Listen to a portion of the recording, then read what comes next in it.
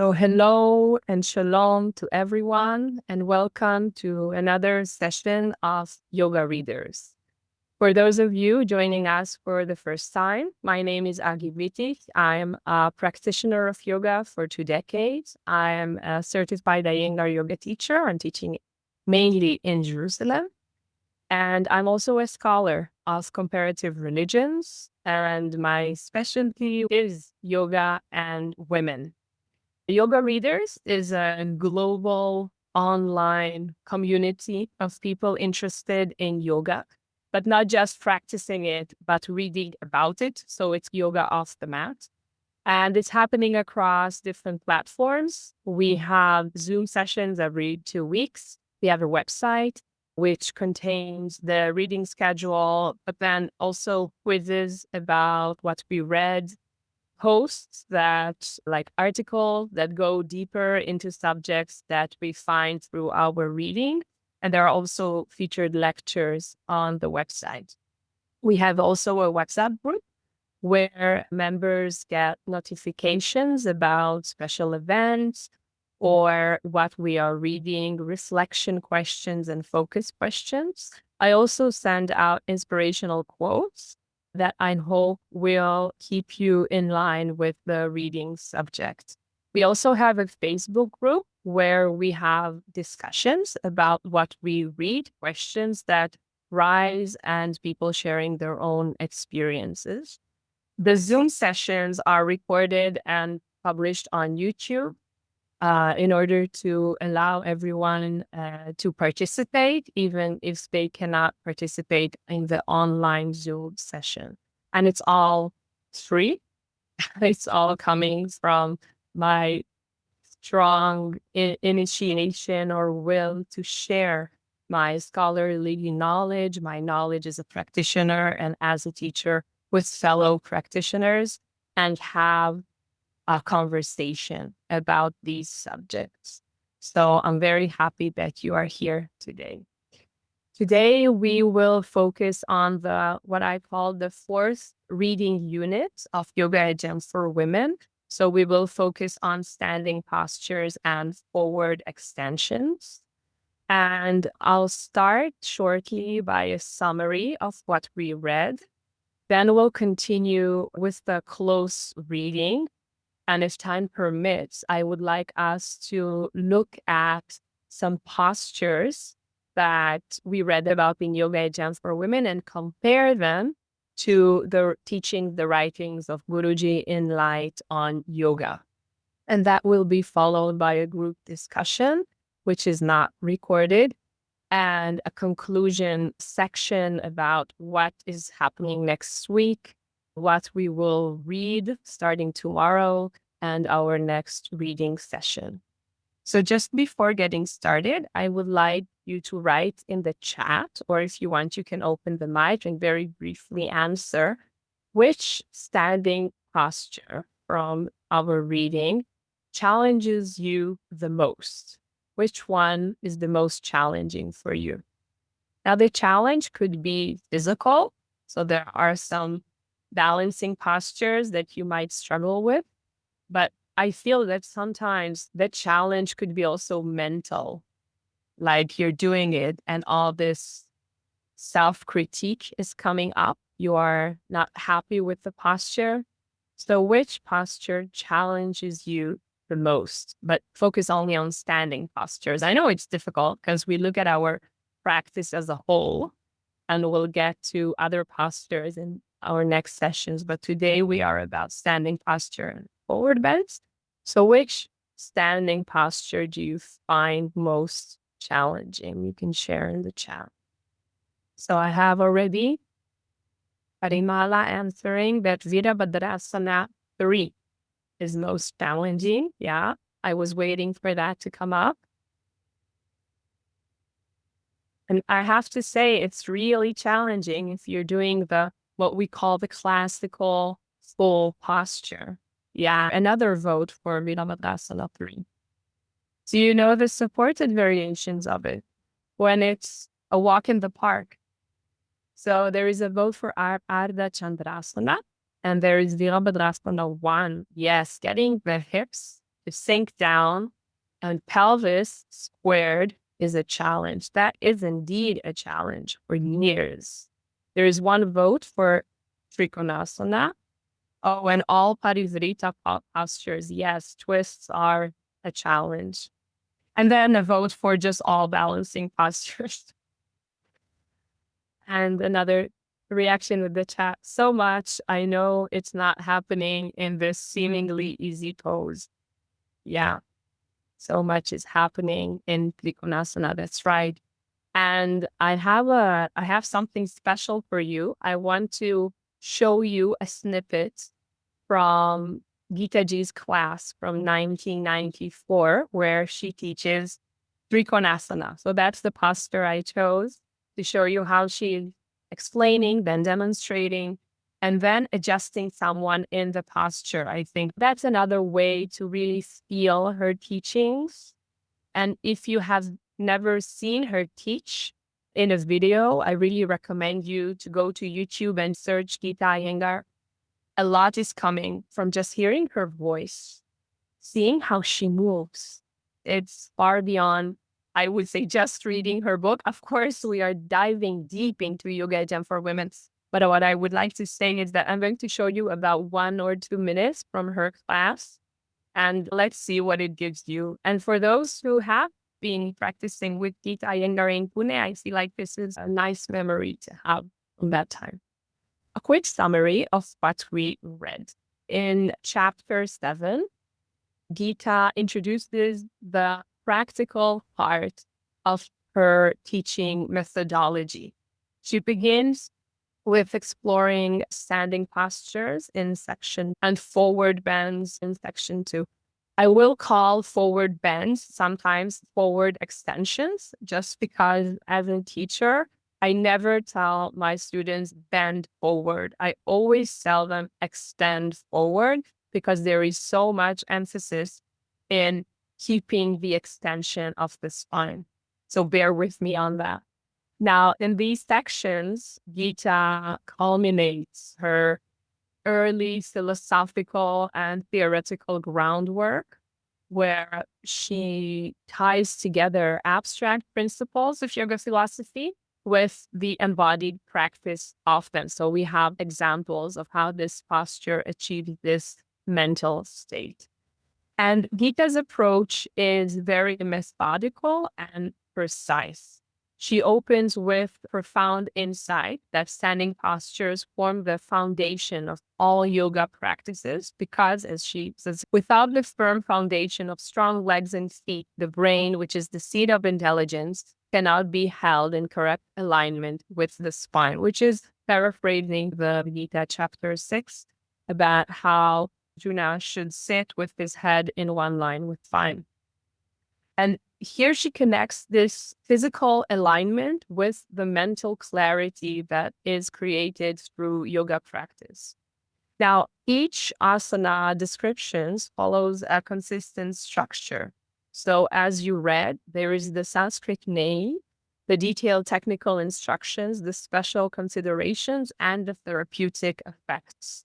What distinguishes Geeta's teaching is her attention to detail, as each contains multiple points of awareness and refinement that really transforms the simple physical shape into a sophisticated tool for developing body intelligence. Now, the standing postures are presented as elementary, but also as essential, as they train us, the practitioners, in fundamental actions like proper weight distribution, muscle engagement, or spatial awareness.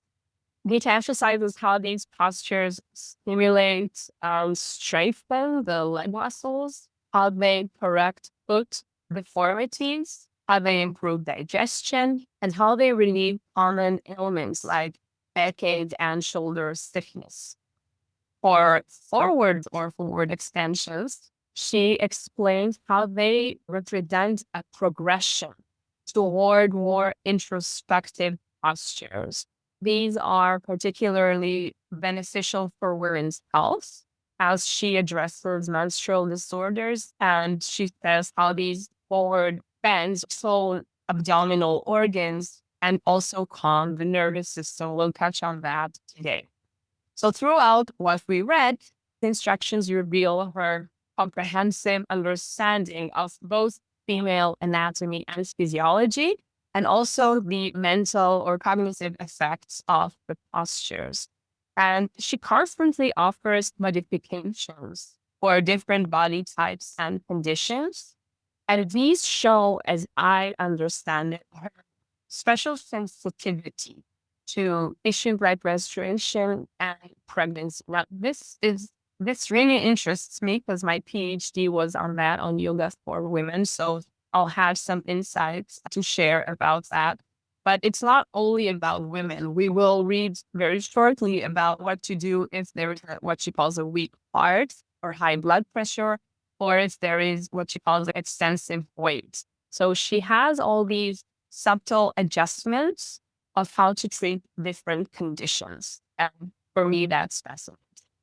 And what emerges from her teachings is what I call women-oriented Iyengar yoga practice. You may call it women-centered or just yoga for women, that really show a deep nurturing for the female body at the same time as stimulating the body. So we have this two ways to go about it. Something that's like stimulates the ovaries, we'll touch on that today, but also something that the nerves, and women need both.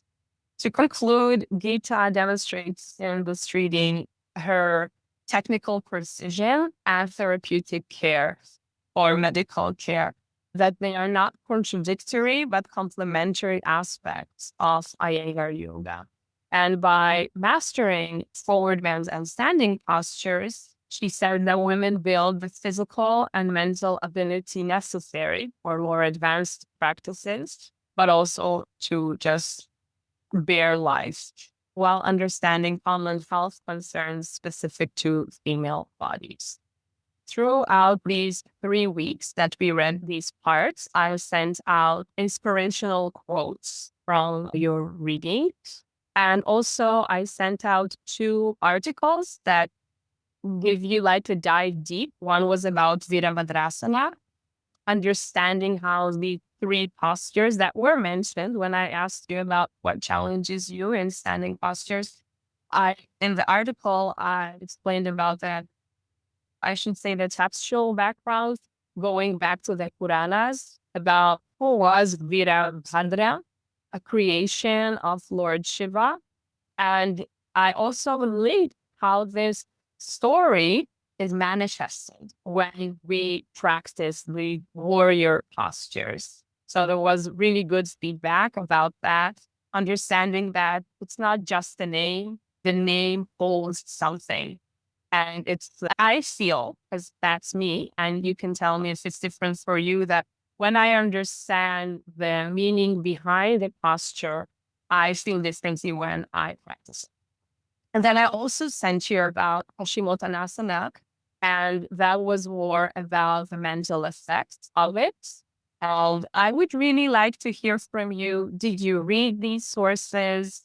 Did you put a note that you want to read them later, but didn't have time to? What did you think about the quotes that I sent out? You can let me know now or just write to me later. I read them as you sent them out because I just feel that if I save it for later, I'll never get to it. And right now is when, you're reading the text and it can contextualize it for you. So I just read it as and when you send them. And then the nice thing is that these are not very long articles. So even if you have just a little bit of time, you can just quickly read them. Thank you very much. And I got more feedback in the chat saying that people did read them, either both or just Paschimottanasana or just Virabhadrasana. And you're saying that they're interesting and inspiring.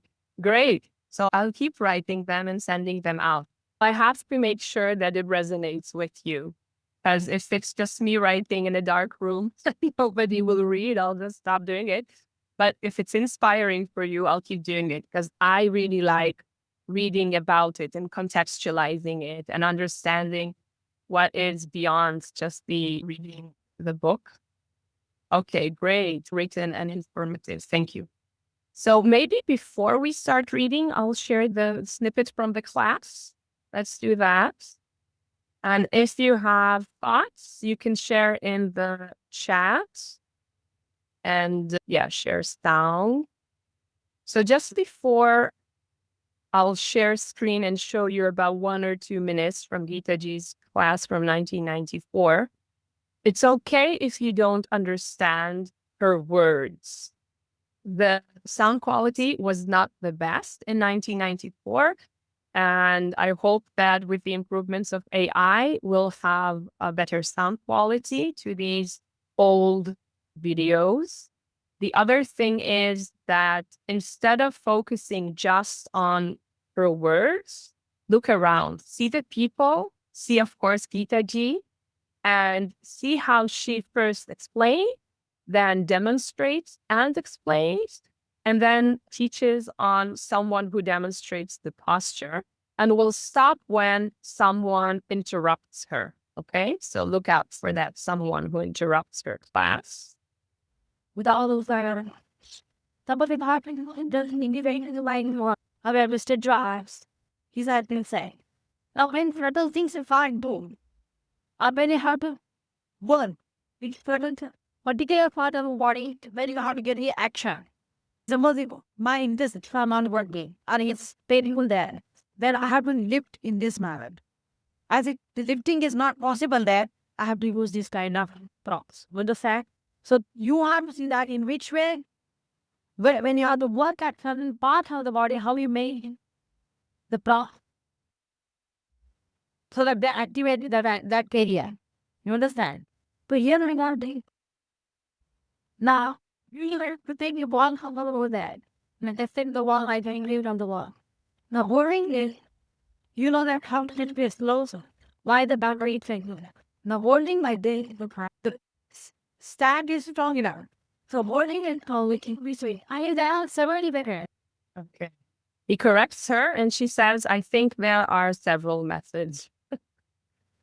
So he did that, didn't he? He sat in her classes, observed, and then interfered.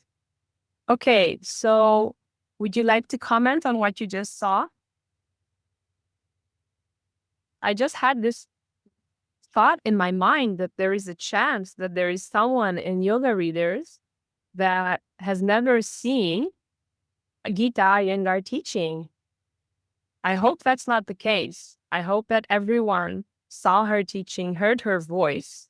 But I just thought that if that's not the case, then I have a duty to show you a snippet. Okay, thank you. In the chat, Stella says that it's lovely to see. Okay, great. So we continue. We'll go into reading as we always do. Now, this is different from what we usually read. We'll read short snippets and I'll jump from page to page. So we start by the first page, asanas standing. So this is section 2 in chapter 7, page 120. If you'd like to read, just open your mic and just read this short part. We stand on our legs throughout our waking state. Thus, the foundation for movement and action are the legs. The legs have to be trained to make them firm and steady. Without a firm foundation, a building cannot stand. Similarly, without the firm foundation of strong legs and feet, the brain, which is the seat of intelligence, cannot be held in correct alignment with the spine. Hence, the standing poses are introduced first. The asanas in section 1 are mainly standing positions. These are elementary poses. They are designed to bring first flexibility and then to make the body strong and steady. Beginners should start practicing with this section. Note, those with weak hearts or suffering from high blood pressure. It's an important note because she starts by saying that this is for beginners. And everyone who has been to a beginner's Iyengar yoga class, the majority of the class are standing postures. However, she says it's not for all. So it's amazing to me because she starts with a very general statement saying how standing postures are the foundation. And then she says, if you have a weak heart or high blood pressure, then the recommended sequence is inversions. She says we should begin with inversions, and inversions are the more cooling inversions. Salambasagasana, it's all in the book. And then to go with standing postures, to start with Utthita Trikonasana, which is posture number 3. So to skip 1 and 2, and then continue with certain postures, not all postures. Then to continue with forward bends, and then to finish up with Shavasana and Pranayama. So it's interesting to look at it and see which postures are omitted, which postures are not recommended to practice for those with a weak heart or high blood pressure. So this, I believe, teaches us that when we practice at home, let's say, and we have this idea in mind that we should start with standing postures, just make a mental note that for some cases, Geeta would say, no, start with inversions and then go for standing postures. And it might be interesting to explore in our own practice, how does it feel to start a practice session with inversions first? I would recommend to have a few forward bends in order to prepare ourselves for inversions. I have low blood pressure, so I always practice 3 postures before going into a headstand. But here there is no headstand. So can you imagine yourself starting a practice session with shoulder stand? Can you just start from there, or do you need preparations for that, for your upper back, for your arms, and so on? So it's a very interesting note as I see it about our practice. Now, if you read this part, that you may remember that she says, you practice like this until your heart strengthens, and then you can move on, practice regularly. Okay, so I'm moving on. Yeah, but though I put a question in our Facebook group and on our WhatsApp group about which pose improves thyroid function. And the correct answer was Virabhadrasana 1. I don't know if you got the quiz or if you got the right answer, but I just found that it's like a fun fact. When, as we read through it, maybe we have a thyroid issue and then we have like eyes for it. Otherwise, we might miss that out of all standing postures, there is one that really stands out. It's also been described as a challenging posture in the chat, but that pose is important for our thyroid function. So maybe it's challenging, but also rewarding at the same time. So I'd like us to read about, it's page 140. Do I have something before that? Let me see. Yeah, that's on page 132. I'll read it out and then I'll give you the chance to read the next time. So here she sums up the overall effects of asanas 2 to 9. She says, these asanas have an overall strengthening effect on the body. They tone the leg muscles and correct the deformities in the feet, the ankles, and the legs. They help to get rid of constipation, acidity, and improve the blood circulation and digestion. They also rectify and correct malfunctioning of the liver, spleen, and kidneys. In addition to these, they are good for stiff shoulders, hunchback, rheumatic pains, lumbar, and slipped discs. They improve the functioning of the reproductive system, malfunctioning of the ovaries, displaced uterus, and other such disorders. They develop stamina, strength, flexibility, lightness, and balance. And as I read through it, I just think, oh my God, this is a gold mine. If I want to correct the malfunctioning the ovaries, here I have the map of which postures to practice. And even if I just have a hunchback and I want to correct my posture. But here, look at this is also for a displaced uterus. These are postures that we have to recognize that they're not just for beginners. They have the extraordinary abilities. Now, I had this idea in mind that maybe, as she says, postures 2 to 9, it doesn't pop to our heads. Maybe they do. But I prepared like a slide of these postures that she just mentioned. She said these are postures to strengthen the whole body. But then there is this full list that we just read. So I don't know if you want to take a screenshot and just remember these postures. Maybe let your students know that these standing postures are good for, and then give them the whole list. I think this is very inspiring just to see that from the first class that we take in Iyengar Yoga, that we might think that it's about giving our students the language of alignment, giving them cues. We are already impacting, not we, the postures that we are teaching are already impacting their bodies in so many ways. For me, it's really inspiring every time that I look at the deep functions of these postures again and again. So now we'll go to page 140, where Geeta Iyengar addresses strengthening the reproductive system. So I'll share a screen with you, and if you want to read it out loud, that would be great. So these are the effects of asanas 10 to 14. Okay. All these 5 asanas increase the supply of blood to the brain. Thus, those who cannot perform Shirshasana will get the same benefit of a calm feeling in the brain.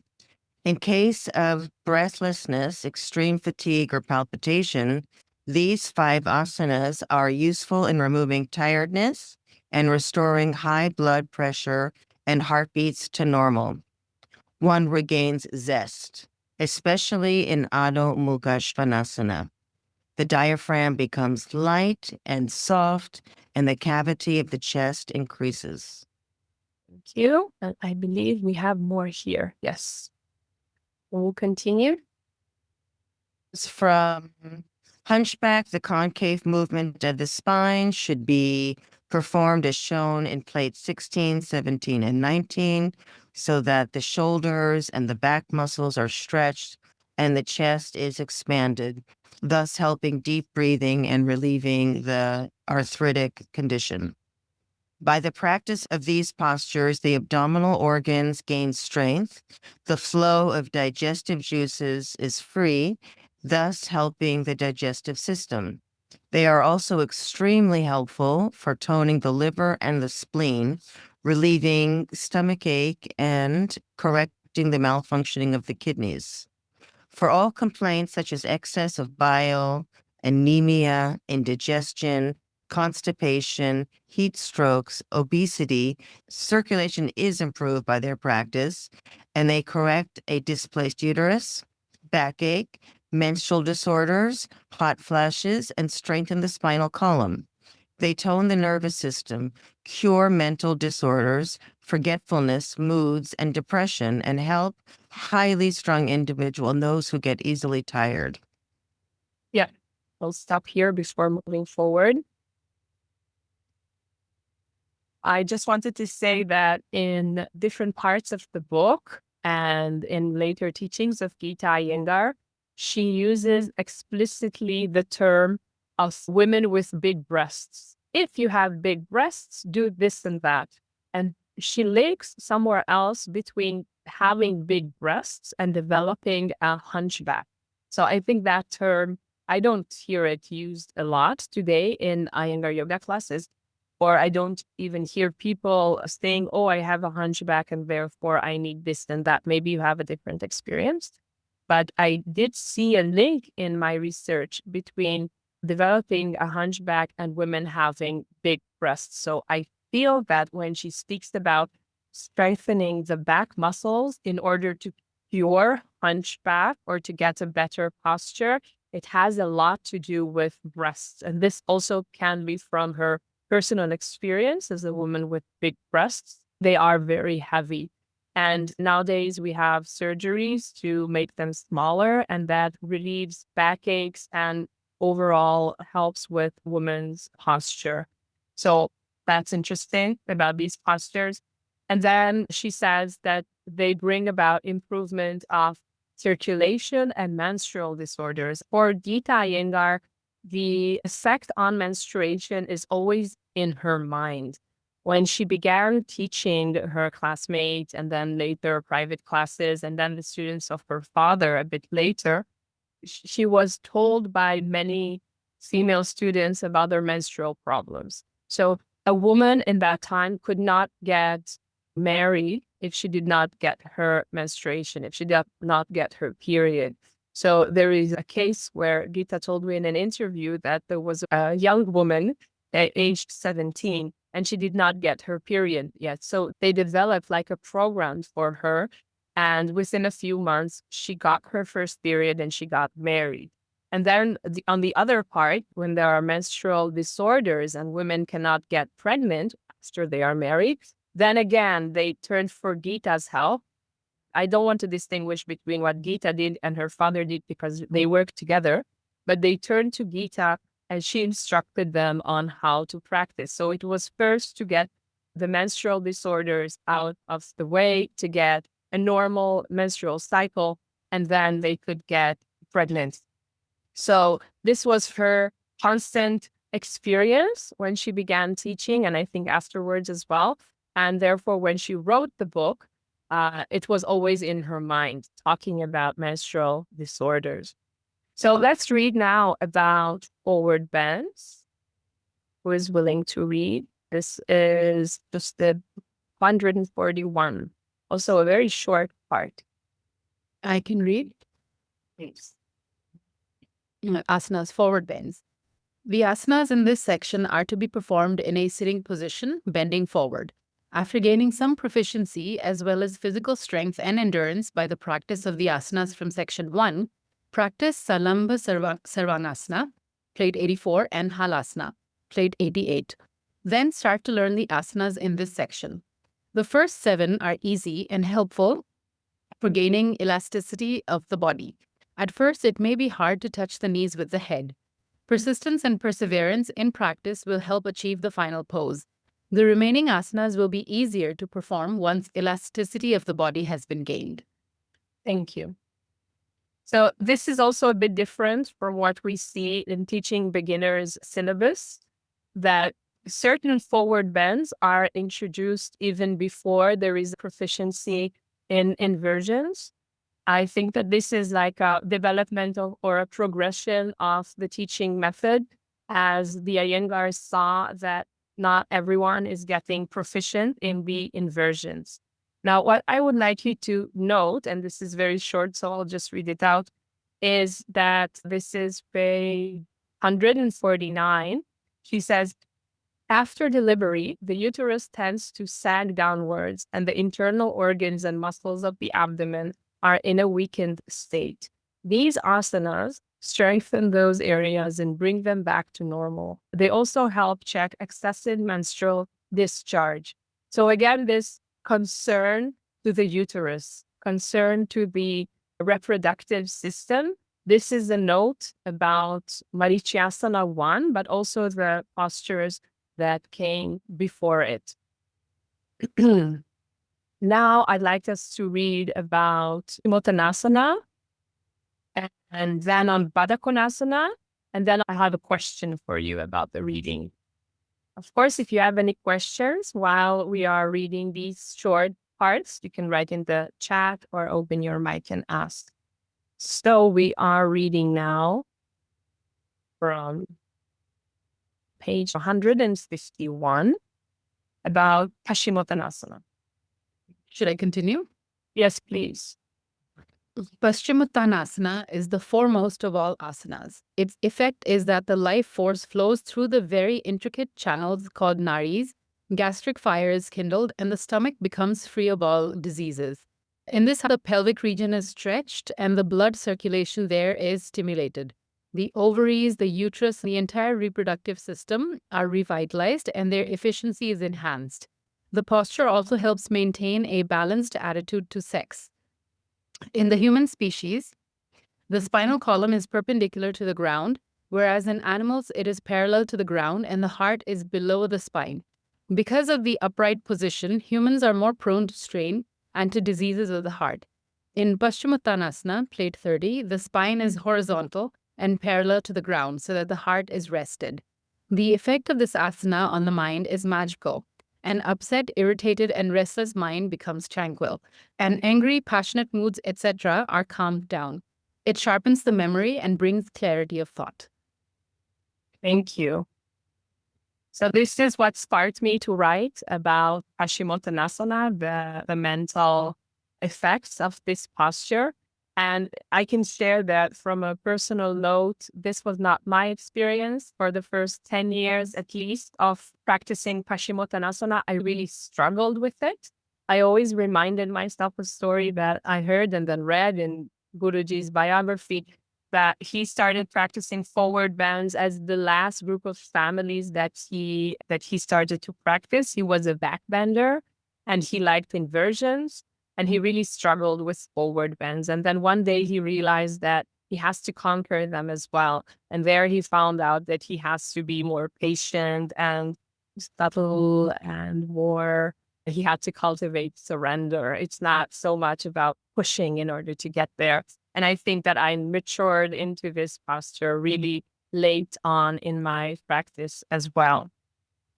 And yeah, so you can read more about it elsewhere and where I sent you the paper. Here, just a very brief note about Baddha Konasana. Geeta writes that this pose is a boon to women as it tones the kidneys, alleviates urinary and uterine disorders, prevents sciatica and hernia. It also strengthens the bladder and the uterus.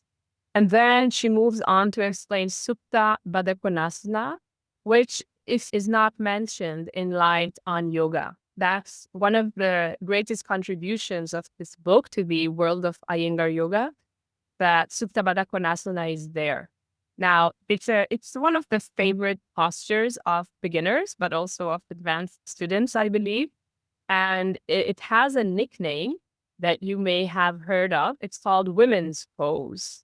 So Supta Baddha Konasana and Baddha Konasana are explained as boons to women because of the great effects that they have on women's reproductive system. On the next page, she explains about Supta Baddha Konasana, how it's good for spasms or burning sensations during menstruation.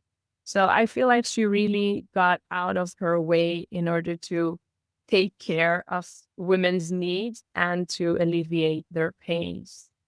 So here's a question for you. Which postures stimulate the ovaries? Do you have these postures in mind? Which postures stimulate the ovaries? So let me show you, and you can let me know if it's a surprise to you or if you see the logic to them. These are the postures that Geeta says that stimulate the ovaries. What do you think? I don't expect you to say, no, she's wrong, but are these a surprise to you? We see parivrit. Okay, maybe you want to think it over a bit. Maybe it was a shock.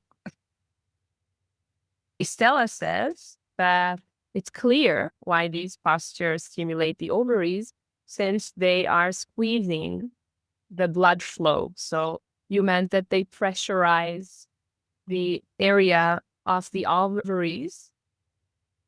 Yeah, I can put the picture back. I'm very happy that you like it. I worked hard on having these visuals, as I thought that if I just mention the names of postures, as Geeta does in her book, it's not enough. So I'd like to get your feedback on it. Do the visuals help? Or it's enough to say the names of the postures and the image pops into your mind and you see the postures in your mind. I guess that's the case for Iyengar yoga teachers, but I'm interested in participants in our sessions. Do the visuals help? Because if they help, I'll prepare more for our next sessions. And if they're not necessary, I'll keep my time and do other stuff. Okay, I see more in the chat. Yeah, you're saying, Pragya says these are quite advanced asanas. And for beginners, they will have to use lots of props and that the visuals help and go add help. So yes, then the question comes because Stella said that they squeeze the blood out. And then Pragya said it's not for beginners. If beginners do it, they have to do it with props. And when they use props, if there's still a squeezing action, will they get there? Or do they need a special prop to squeeze? Do you understand me? So usually if I think about Parivrita Janushirshasana practiced with a chair, okay, that's very common for not say beginners, intermediate students, but they use the chair in order to grip with their hands. Do they get the same squeezing effect in the ovaries that Geeta meant? And Upavish, they help to see the effect being discussed. Okay. So this was quite interesting to me to think about it. Of course, I think that if today we would ask Geeta ji to name postures that stimulate the ovaries, maybe she'll mention other postures or a specific modification of how to practice them. Or maybe we get the effect through other postures. That's also a possibility. So she also notes in pages 162 and 163 that Vadakonasana, they are all very beneficial for women. And what would be very interesting, but it goes beyond the scope of our session, is to go and research why these postures. So when she highlights something like that, there is something behind it. She didn't have time to go into it. But why Malasana? Why Supta Kurmasana? And yes, some of them are advanced postures, but it could give us this motivation to just start working on them if we understand why they are so beneficial. Now, we have some more time. I wanted to show you that we are getting short in time. Do I have another question? Yeah. So my last question will be to you. Which poses help women with excessive weight? So you can write your answer in the chat. What I found out while rereading Yoga Jam for Women is that if you look at the instructions for people with excessive weight, you realize something remarkable about the teachings of Iyengar Yoga. So can you write in the chat one posture that you think that helps with excessive weight? And she did call people then. Fat people do this. Fat people take a block. Fat people. It's not used anymore. But the idea was to help people that cannot do a certain posture due to their weight. So there are guesses now in the chat. Let's see. I prepared another visual here. So one of the guesses was, why is it so small? Great. I'll have to reshare it. One of the guesses was Uttanasana, which is correct. And another was twisting. I'll have to do with this. I don't want to lose time. Here. So you can see a forward bends. You see here, Prasarita Paduttanasana, Uttanasana, and here, a bit different, Padahastasana. And here you see Adho Mukha Svanasana, which doesn't count as a forward bend, but it's there. And we don't see any twists, do we? We see Konasana. So let me take you now, although there are more chats, more. Pashvakonasana, correct. Parivrita Pashvakonasana was not there. Dikonasana was not there. Asarika Padottanasana was there. So let me take you now on an interesting journey into seeing her comments about, maybe I'll just, because we don't have so much time, instead of reading, I'll just let you know. So here, guidelines for women with excessive weight. So she says, for the following postures, Trikonasana, Pashvakonasana, Virabhadrasana 2, women with excess weight may find it difficult to rotate the torso and stretch the spine and maintain balance. Therefore, they should do what? Listen up, she says. Put your heel against the wall or your back against the wall. Now, I'm sure that you know these variations, even though if you don't have excessive weight. Then let's move on. Instead of, perform the pose directly without going through Virabhadrasana 1. Place hands against a wall or on a table and lift legs alternatively. I guess this is another variation that I had in mind that someone will demonstrate these variations, the classical way of going into them and then the variations, but we don't have time. We'll do something similar on the workshop that you requested. Maybe this is a good time to remind you that next Sunday, it will be 1 hour before our normal time, so 6 a.m. GMT. We'll have a special workshop, and some of the people present here today have already registered. Great, so see you there.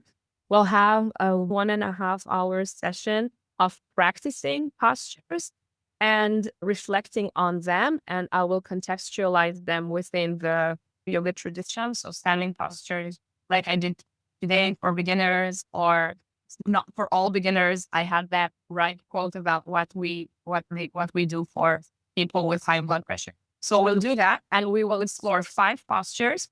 We'll do the full posture as in Lipon Yoga, and then everything that says that we can do in this posture. So we won't do Virabhadrasana 1.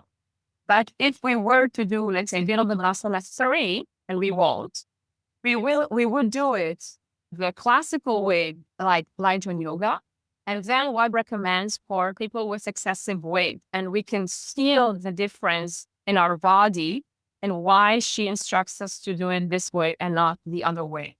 But for now, I hope that you can follow just by listening and you can visualize or just remember these variations that I hope you met in your yoga classes. So then for Ardha Chandrasanas, she says, don't reach stage 4, but use a block, as she showed in image 177. So that just means use a block for your hand. And so many people are using a block for Ardha Chandrasana or a chair. I know I did many elder students, even if they're not with excessive weight, to put their hands on blocks or on a chair or even on the wall, starting from Ardha Uttanasana and then lifting one leg up. It's not just for excessive weight. And what she said was heel to the wall. We practiced a lot with heel to the wall, especially in the last 1.5 years in Israel with trauma-related issues. I sometimes conduct the full class just with placing one foot against the wall or maybe the back against the wall to give more stability. So as I was reading these instructions for people with excessive weight, I was thinking, it might have started with her compassion to what she saw as excessive weight. But then there was a realization that this helps beginners, this helps the elderly, and this helps people with emotional instability. It could work really good for depression as well, feeling the wall better, having more stability in these postures. So then I moved and looked at the sitting postures and the instructions she gave again for people with excessive weight and sitting postures. So she said, for example, in page 167, she said, place a folded blanket under the buttocks of the straight leg. What does that mean? That people without excessive weight were expected to practice this sitting straight on the floor. Now, I never teach that. I don't have not one student that can sit on the floor have balanced hips without any height under the buttock of the straight leg. Now, Marichiasana in page 169, she says, extend the arms forward first, and then encircle the knee, grasp the fingers, and only then the palm, and only then the wrist. And of course, this is a known progression. We all do it. This is how I learned, even just when I started in Iyengar yoga, there was always a progression. It was never go into the pose, hold your wrist. Who can do that? Fold wherever we reach, we breathe, then we go a bit more, then maybe we reach the, maybe we don't even reach the. And as I was reading this, I was thinking, am I getting the instructions for fat people? And no, I think the compassion came there, the observation came there from the people she met. These people can do it, others can't. And then she realized that beginners need these progression, these gradual instructions. So last example, Janshi Shasala, page 165, she says, due to fat around the waist, if the forehead doesn't reach the knee, place a folded blanket on the knee and rest the forehead on it. Apply also to poses 27 to 30, of course. So we can either stay with the head hanging, but if we want to get what she said, these soothing effects of the forward bends, of course, we'll have something for the head. This is so common today, but we have to understand. And this comes from senior teachers that I've interviewed. And I asked them, how was the practice during the 70s? How was it during the 80s, the 90s? Before Yoga Again for Women came out, they did not know enough about placing something for the forehead. They were doing like really hard work.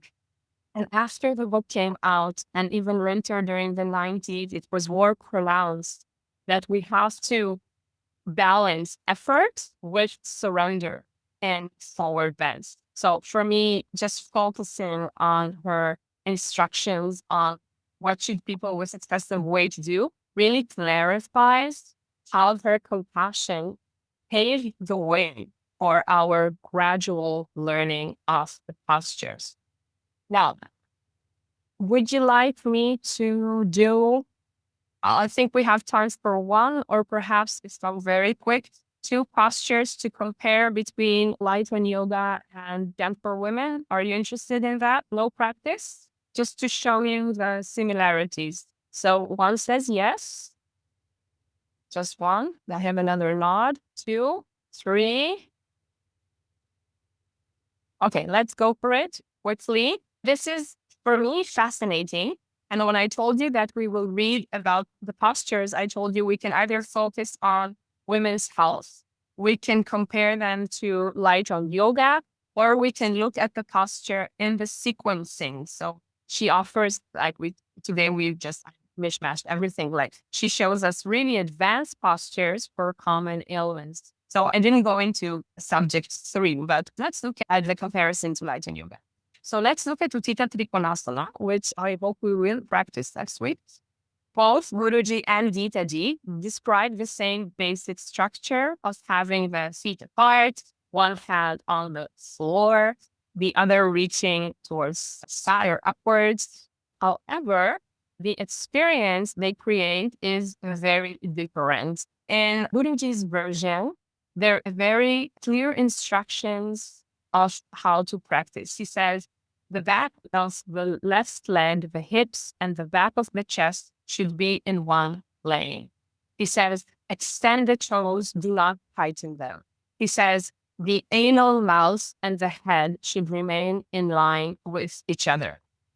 So these instructions that I just said are from Geeta Ji's teaching, and they do not appear in Iyengar's teaching. How the left leg, the hip, and the back of the chest should be in one plane. How we have to extend the toes and not tighten them. These instructions are not in light and yoga.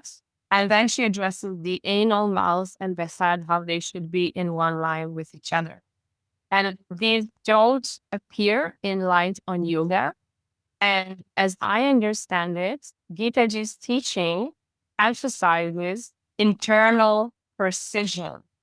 And yeah, so how to feel the alignment from within and not just to follow outer lines, not just how it looks, but how it feels. Now, I'm not saying that Guruji did not teach light fat. I'm just comparing Lantern yoga and yoga aja for women. And we can also say it's a comparison between how Iyengar yoga was taught in the 60s and 50s and how it was taught in the 70s, 80s, and 90s. We could look at it as a development and not just as Guruji and Geetaji. Let's say Shasana is different in both cases. So for Guruji, he gives a direct instruction. He says, exhale, bend the trunk sideways to the right, bringing the right palm near the right ankle. So it's very concise and it's very, I would say, result oriented instructions that move the practitioner straight into the posture, which has its benefits because there is no time to think. You just dive into it and you're there. So even today, when I practice straight going into forward bends, I feel that it's very quiet. Then Geeta Iyengar offers a very gradual journey. She says, first let the hands reach the shin, then hook the big toe, then catch the sole, then clasp the heel, then entwine the fingers, finally catch the wrist. And she has this layered approach, which for me fundamentally changes the subjective experience of the posture and the time that is spent in the posture. So there is a difference between staying in a posture that you just dive into and you stay there for 5 minutes. I'm not saying you're not moving because you're constantly breathing and there are these subtle movements. But if you do it gradually, you have 1, 2, 3, 4 parts. There is movement, clear movement, which may interrupt your mind, but also gives you a sense of going slowly deeper in, which is a totally different effect for me. Okay. So it's not about reaching, it's not about getting to the destination. It's about how do you gradually go and reach that final stage. In both cases, they reach the final stage. But in general, for women, there are more precise instructions about how to get there. Okay. So that was just a taste of what I had in mind for next week. So now, after we've read, I'd like you to have a discussion and I'll stop the recording now and we'll get back after the discussion is over. Thank you for this discussion. It's always eye-opening and I keep thinking about things that you said during the discussion, even afterwards. I've just sent you in the chat the invitation link to our workshop next week. Please don't share it with non-yoga readers members. It's not meant to be shared with others. It's only for our community. I've never done anything like this before, so please don't share it. And another thing is that if you would like to support my work, I put a lot of hours into preparing each session and reading materials. You can, in a friendly way, buy me a cup of chai. I drink more chai than I do coffee. So you can do that virtually since we cannot meet face to face. So we are diving now into reading twists, inversions, and abdominal asanas. And I'll send you the reading schedule, the focus questions, and then some extra materials as we read. Our next session will be in 2 weeks on June 22nd. And as always, I'm available here for follow-up questions, thoughts, or any ideas regarding the reading or something we should do in our next session. You can contact me through Facebook, WhatsApp. You can email me On my website, there is a contact me form, and I always answer everything that I get. And I'd really like to get your feedback.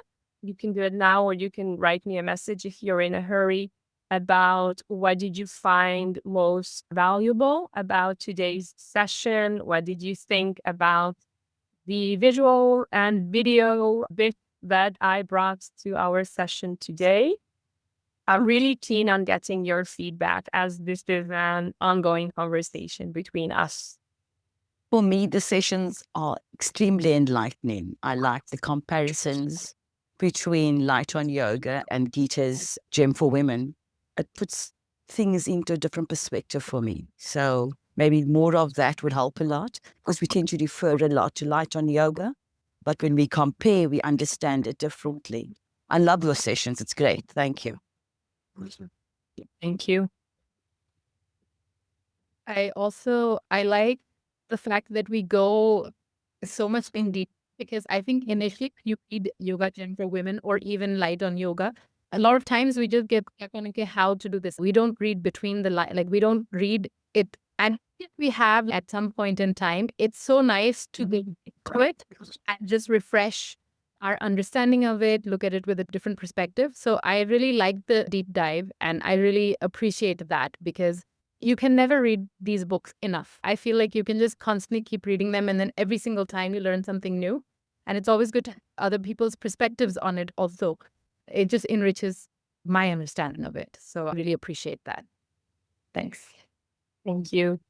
I really like the discussion. If we could have a little bit more time in the discussion of the questions, and maybe just take a little less time reading and more time discussion, that would be lovely, since you put the questions out for us to think and discuss. And I think it just enriches the community aspect. Everything's wonderful. I love your slides and your questions during the interim of the 2 weeks and the extra reading. It's all amazing. Thank you, Agi.